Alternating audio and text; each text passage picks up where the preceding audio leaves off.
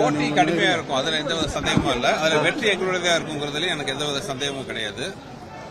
பிரச்சனைன்னு பாத்தீங்கன்னா மதுரை மத்தியில் ஏகப்பட்ட பிரச்சனை இருக்கு. முக்கியமா நான் சொல்ல போனா பாத்தீங்கன்னா, இப்ப நான் வாரணாசிக்கு போறேன், திருப்பதிக்கு போறேன், அதுக்கு எந்த வகையிலும் குறைவில்லாத ஒரு புனிதமான நகரம் தான் வந்து மதுரை மீனாட்சி அம்மன் கோயில். பட் அந்த கோயில் இப்ப இருக்கிற நிலவை பாத்தீங்கன்னா நம்ம எல்லாருக்குமே தெரியும், சுற்றி இருக்கிறது எல்லாமே.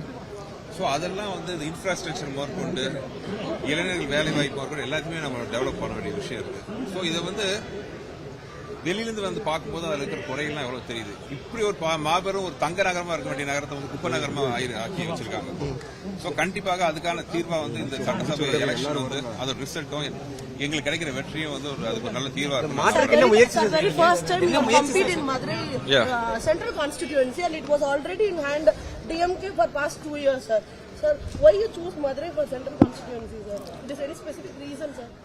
Sir, this is the one strong fort of ADMK, and நான் ஒரு மதுரை மீனாட்சி அம்மன் கோயில் பக்தராக இருக்கிறதாகட்டும், ஆன்மீக நாட்டம் இருக்கிறதா இருக்கட்டும், மதுரை மத்தியில் இருக்கிற மீனாட்சி அம்மன் கோயிலோட நிலைமை இப்ப பார்த்தா உண்மையா கண்ணீர் தான் வருது. இங்க இருக்கிறவங்க எல்லாருக்குமே தெரியும். ஸோ கண்டிப்பாக அது மேம்படுத்த முடியும். கிட்டத்தட்ட ஒரு திருப்பதியோட வந்து மிகப்பெரிய வருமானம் ஈட்டக்கூடிய அளவுக்கு வந்து ஒரு கலை பொக்கிஷமாகவும் பெரிய சுற்றுலாத்தலமும் அமையக்கூடிய இடம் தான் வந்து மதுரை மீனாட்சி அம்மன் கோயில். மாசம் வந்து ஒரு வருஷத்துக்கு ஒரு 10,000 கோடிக்கு மேல வருமானம் ஈட்டக்கூடிய ஒரு மிகப்பெரிய ஒரு கோயிலை வந்து கவனிப்பாரற்று அதை சுத்தி இருக்க இன்ஃப்ராஸ்ட்ரக்சர் எதுவுமே சரியில்லாம இருக்கு. ஸோ இதெல்லாம் வந்து நல்லபடியாக டெவலப் ஆச்சுனாலே பாத்தீங்கன்னா மதுரை தொகுதியில் இருக்கிற இளைஞர்களுக்கு வேலை வாய்ப்பாகட்டும், எவ்வளவு முன்னேற்றம் எல்லாமே வரும். ஸோ அதுக்கெல்லாம் வச்சுட்டு தான் வந்து நான் ரொம்ப ஆவலா மதுரை மத்திய தொகுதியில் இறங்கியிருக்கேன். Yeah, just now I came. No, you can see one by one. When we expected the campaign, yeah, I'm starting the campaign from 4th onwards. I am filing the nomination on 4th morning. So from the evening of the 4th, we'll start the. Expect Edapati Palaniswamy for your campaign, sir. Yeah, we hope so. Yeah, thank you.